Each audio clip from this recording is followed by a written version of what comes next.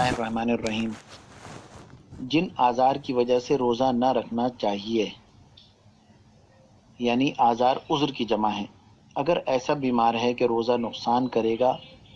اور یہ ڈر ہے کہ اگر روزہ رکھا تو بیماری بڑھ جائے گی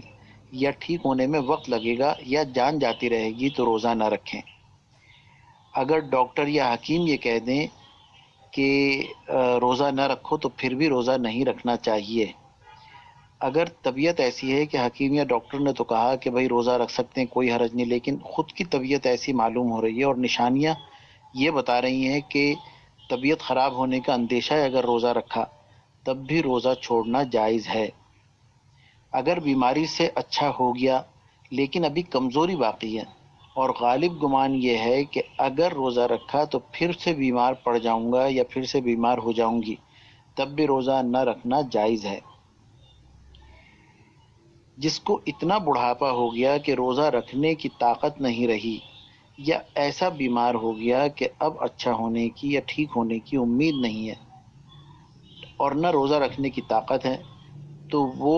روزہ نہ رکھے اور ہر روزے کے بدلے میں صبح و شام پیٹ بھر کر کسی کو کھانا کھلا دیں۔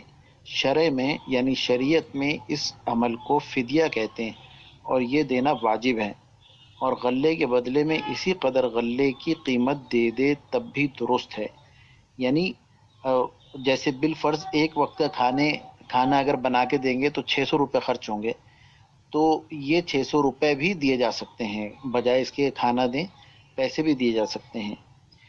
لیکن ایک اس میں مسئلہ ہے، وہ یہ کہ اگر بالفرض بیماری ایسی ہے کہ اچھا ہونے کی امید نہیں ہے لیکن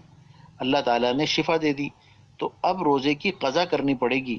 اور جو فدیہ دیا ہے وہ نفل عبادت یعنی صدقے کا ثواب اس کو ملے گا، پھر ہی وہ فدیہ دینے کا۔ اللہ تعالیٰ دین کا فہم عطا فرمائے اور ان باتوں کو سمجھنے کی اور پھر اس پر عمل کرنے کی توفیق عطا فرمائے۔